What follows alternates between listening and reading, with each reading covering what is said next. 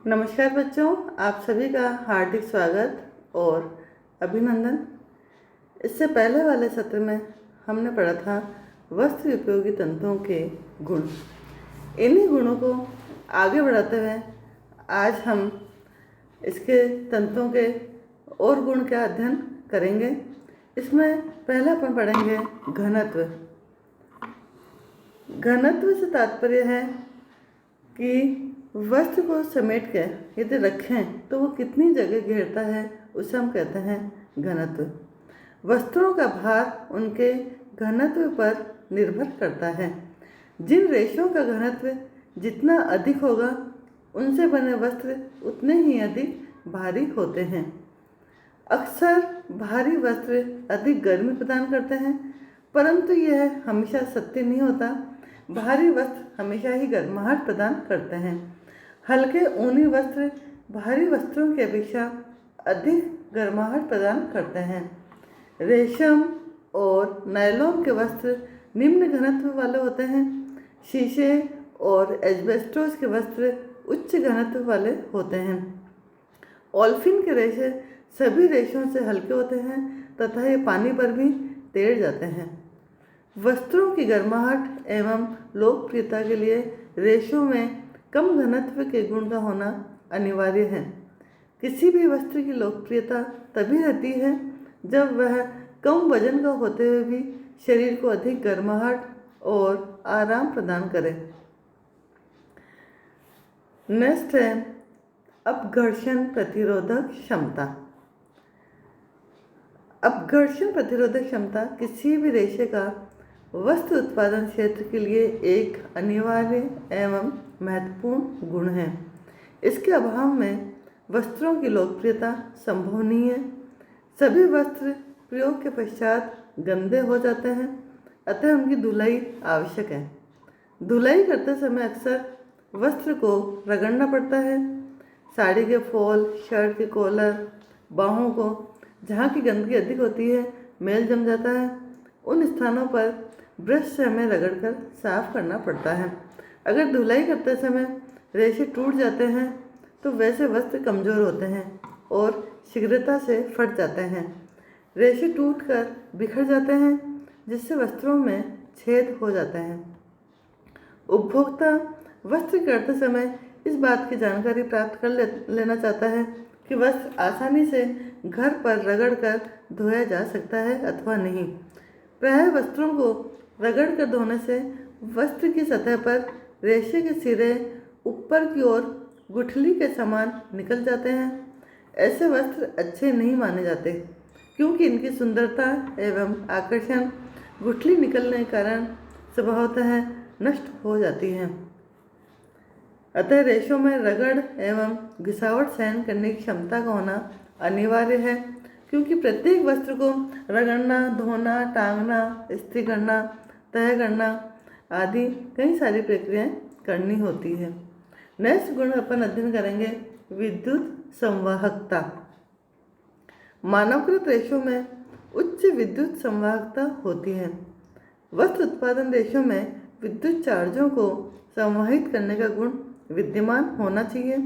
वर्तमान समय में जब नित्य प्रति नए नए रेशों का खोज होता रहता है तो इस बात पर विशेष ध्यान दिया जाता है कि जिन रेशों में विद्युत संवाहकता का गुण कम होता है वैसे रेशों में विद्युत चार्ज वस्त्र की सतह पर ही केंद्रित हो जाते हैं, जिससे इलेक्ट्रिक शॉक होने का भय रहता है।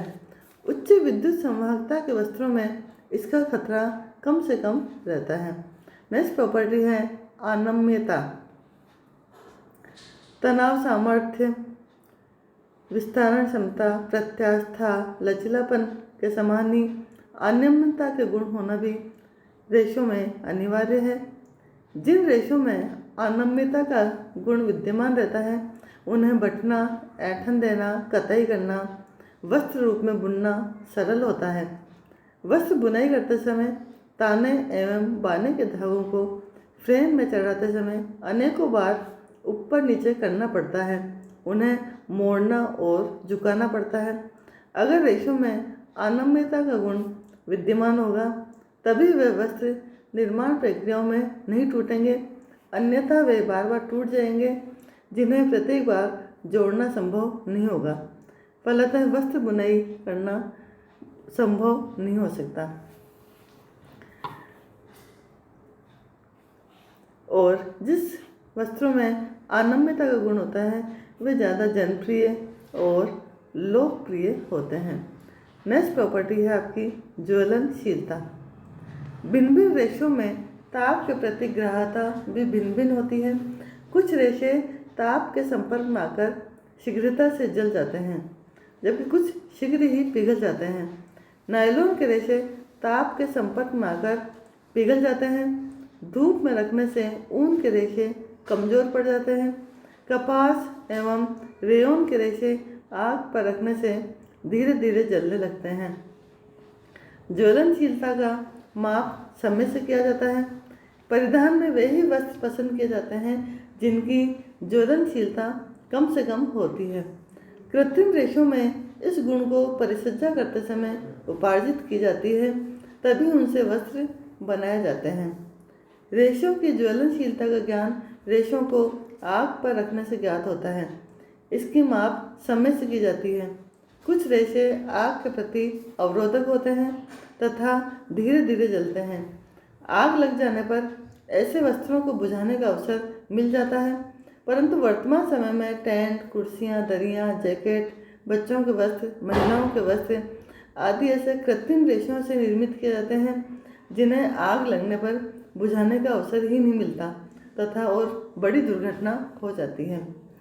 नेक्स्ट गुण है गर्माहट। जिन रेशों के बीच में रिक्त स्थानों में हवा उपस्थित रहती है उन रेशों से बने वस्त्र गर्मी प्रदान करते हैं। प्राकृतिक रेशों में ऊन के रेशों में यह गुण सर्वाधिक पाया जाता है। हवा ताप का कुचालक होता है, जिससे शरीर के भीतर की गर्मी न तो बाहर जा पाती है और न ही बाहर की ठंडी एवं सर्द भरी हवा अंदर प्रवेश कर पाती है। इससे सर्दी नहीं लगती। रजाइयाँ बनाने से पूर्व रुई को पर्याप्त मात्रा में धुना जाता है ताकि उसके रेशों में पर्याप्त हवा प्रवेश कर सके। रेशम के रेशे में मोम उपस्थित रहता है। यह ताप को रोककर रखने का कार्य करता है। कृत्रिम तंतु जो कि खासकर सर्दी से बचने के लिए निर्मित किए जाते हैं, उनमें भी इस प्रकार की परिष्कृतियाँ एवं परिसज्जाएँ दी जाती हैं ताकि रेशों के बीच में पर्याप्त मात्रा में हवा उपस्थित रह सके। नए ऊनी वस्त्रों एवं रजाइयों में पुराने की अपेक्षा अधिक गर्माहट होती है, क्योंकि उनके रेशों में पर्याप्त हवा भरी रहती है। ऊनी वस्त्रों में सूक्ष्म बाल होते हैं जिनके बीच में हवा अवरुद्ध हो जाती है। स्वेटर जो ढीले ढाले बुने जाते हैं वे भी कसे बुने हुए स्वेटर की अपेक्षा अधिक गर्माहट प्रदान करते हैं। नेक्स्ट प्रॉपर्टी है कीट एवं जीवाणुओं का प्रभाव। रेशे जो कि कीट, फफूंद, सूक्ष्म जीवों से प्रभावित नहीं होते, वे वस्त्र उत्पादन के लिए उपयुक्त माने जाते हैं। कुछ रेशे जैसे कपास, रेशम, ऊन, लिनन, जूट आदि के रेशे शीघ्र ही कीट एवं जीवाणुओं के आक्रमण से प्रभावित होते हैं तथा कमजोर होकर नष्ट हो जाते हैं। कपास के रेशों में सेलुलोज उपस्थित रहता है। ये रेशे फफूंद तथा जीवाणुओं के आक्रमण से नष्ट हो जाते हैं। अगर सूती वस्त्र को बरसात के दिनों में कलफ लगाकर छोड़ दिया जाए तो उसमें शीघ्रता से फफूंद लग जाती है और धीरे धीरे वस्त्र को कमजोर करके उन्हें पूर्णतः नष्ट कर डालते हैं। साथ ही वस्त्र पीले पड़ जाते हैं और उसमें दुर्गंध आने लगती है। ऊन में रेशम के रेशे को भी कीड़े खा जाते हैं। कीट का लार्वा ऊन और रेशम के प्रोटीन को खाकर जीवित रहते हैं। सूती, ऊनी, रेशमी, लिनन के रेशों को दीमक भी नष्ट कर डालती है। इसलिए वस्त्रों का रखरखाव बरसात के दिनों में अनिवार्य हो जाता है। सूती वस्त्रों को रखने से पूर्व उनका भली भांति कलफ निकालकर और धूप में सुखाकर फिर रखना चाहिए और नेपथलीन बोल्स का प्रयोग करना चाहिए। कई बार हम देखते हैं कि न्यूज़पेपर में भी वस्त्रों को लपेटकर रखा जाता है, क्योंकि न्यूज़पेपर की जो गंध है उससे भी कीड़ा नहीं लगता। और कई बार नीम की पत्तियों को भी बॉक्स के अंदर नीचे रख के वस्त्रों का संग्रहण किया जाता है। कृत्रिम रेशों और एसीटेट के रेशों से बने वस्त्र में कीट एवं जीवाणुओं का प्रभाव नहीं पड़ता, क्योंकि वस्त्र निर्माण में ही उन्हें कीट एवं जीवाणुओं के प्रति अवरोधक बना दिया जाता है। नेक्स्ट प्रॉपर्टी है शोधक पदार्थों तथा साबुन का प्रभाव। वस्त्रों के लगातार प्रयोग करने तथा पहनने के पश्चात वे गंदे हो जाते हैं, इसलिए उनकी धुलाई करना अनिवार्य होता है। प्रायः वस्त्रों में दाग धब्बे भी लग जाते हैं। उन्हें छुड़ाने के लिए कई बार तीव्र रसायनों का भी प्रयोग करना पड़ता है। वस्त्रों को साफ सुथरा, उजला, चमकदार बनाने के लिए शोधक पदार्थों तथा साबुन का प्रयोग किया जाता है। कुछ शोधक पदार्थ क्षारीय प्रकृति के होते हैं, कुछ अम्लीय और कुछ उदासीन। कुछ उदासीन ऐसे होते हैं कि जिनका यदि बार बार प्रयोग करें तो भी वस्त्र पर कोई प्रभाव नहीं पड़ता। वस्त्र की चमक और नयापन वैसा के वैसे ही बना हुआ रहता है। ये वस्त्र बार बार धोए जाने के पश्चात भी नए से दिखते हैं। सूती एवं लिनन वस्त्रों की क्षारीय शोधक पदार्थों से धुलाई की जाती है, जबकि रेशमी एवं ऊनी वस्त्रों की धुलाई के लिए उदासीन एवं कोमल शोधक पदार्थों का प्रयोग किया जाता है। रेशों की शोधक पदार्थों के प्रति अनुकूल प्रतिक्रिया होनी चाहिए, अन्यथा वे धुलाई के पश्चात सिकुड़ जाते हैं। कभी कभी उनका रंग भी निकल जाता है, जिससे वस्त्र में जगह जगह रंगों के दाग धब्बे लग जाते हैं और देखने में बदरंग लगते हैं। वस्त्र के सिकुड़ने के कारण वस्त्र की लंबाई चौड़ाई में भी अंतर आ जाता है। उनका विमितीय स्थायित्व में भी कमी आ जाती है। उनके आकार में विकृति उत्पन्न हो जाती है। कभी कभी वस्त्र पहनने के उपरांत छोटे पड़ जाते हैं, जो कि वापस प्रयोग में लाने के लायक नहीं रहते। वस्त्रों के लंबे समय तक प्रयोग कार्य के लिए और नयापन लाने के लिए उपयुक्त शोधक पदार्थों का चुनाव करना आवश्यक है, ताकि वस्त्रों का भौतिक और रासायनिक गुण, रंग, बनावट, आकृति आदि पर विपरीत प्रभाव नहीं पड़े। लास्ट आपका है ताप का प्रभाव। दैनिक उपयोग में पहनने के पश्चात सभी वस्त्र गंदे होते हैं, जिन्हें धोना पड़ता है।